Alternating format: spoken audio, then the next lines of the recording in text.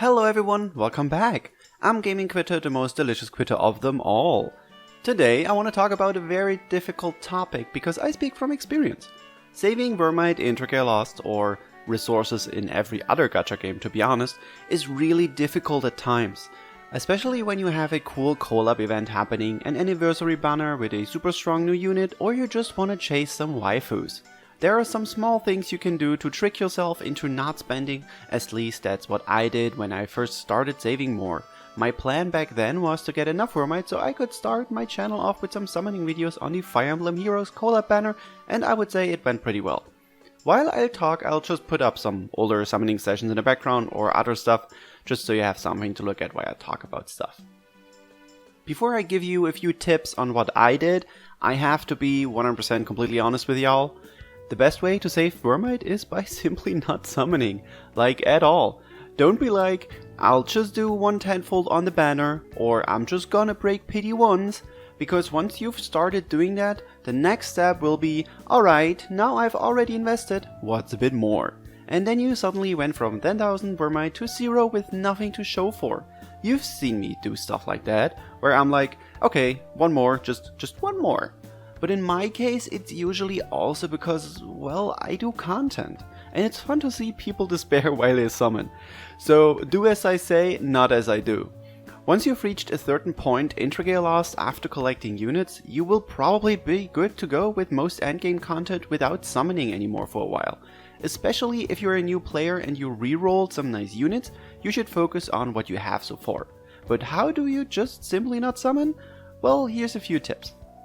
I know that some people basically play gacha games to, well, just to summon.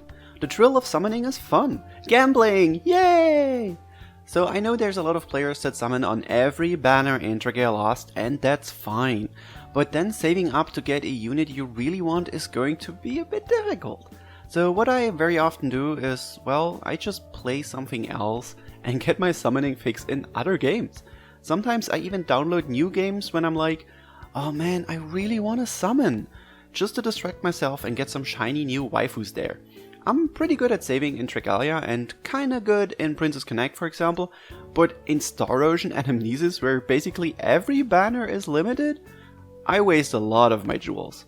That does help me not summon in other games though, so that's fine. One of the most dangerous things when it comes to summoning are impulse summons.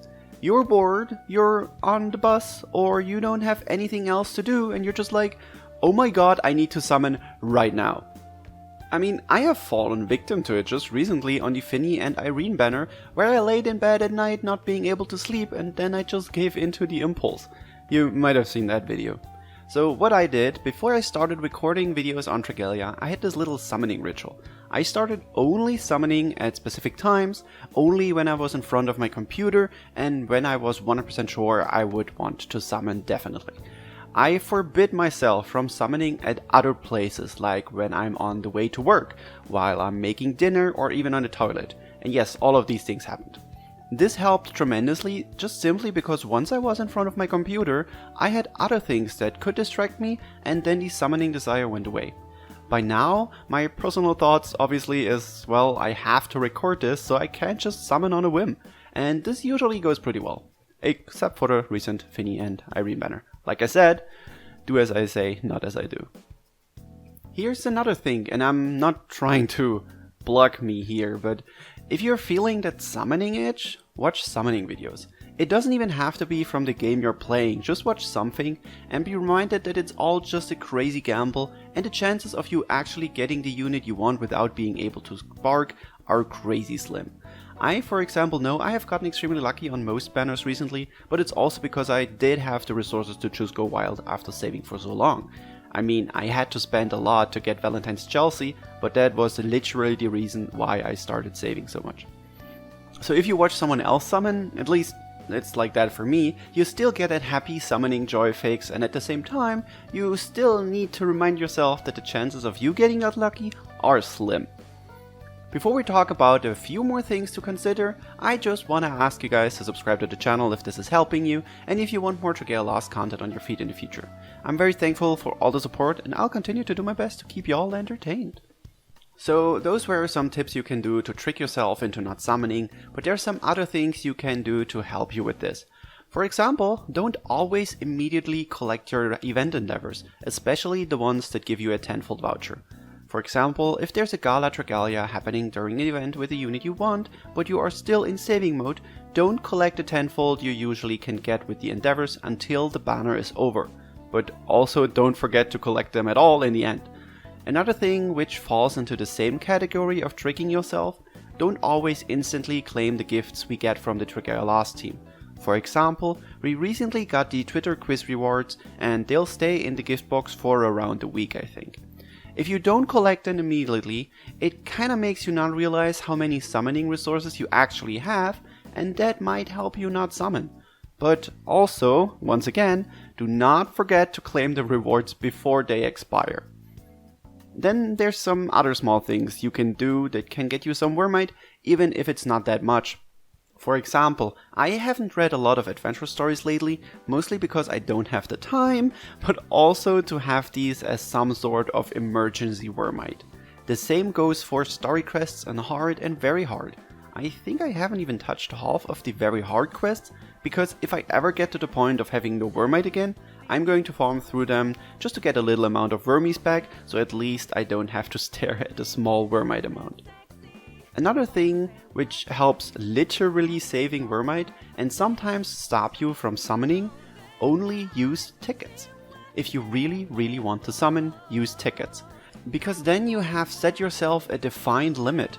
Don't go for, oh come on, at least just a pity break, like I usually do, once you've run out of tickets, but still haven't gotten anything. In the end, even if you use tickets, you are still probably wasting precious summoning resources, but if you really need to get your fix, you should at least limit it to tickets. And here is my last tip, just get lucky, lol! All jokes aside, in the end, no tips will guarantee that you can get what you want, so always be prepared to get disappointed in a gacha game. The only way to absolutely 100% get a unit you want is by collecting enough summoning resources to be able to buy a character using worm sigils. I mean, I'm happy we even have the option by now, and in my opinion, having that goal of always having at least one spark ready also helps you save up even more. Once you've reached a certain threshold of Wyrmite, in my opinion, it actually becomes easier to save more, because then you're like, I would hate to see those big numbers go. At least that's how I see it.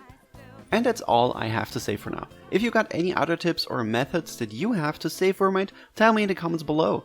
I would also love if you would at some point in the future would revisit this video and comment if these tips helped you. If you need someone to talk about Dragalia Lost and other things, join our Discord. It's such a fun place with awesome people. The link is in the description below. Thank you guys so much for watching, and I will see you in the next video. Bye!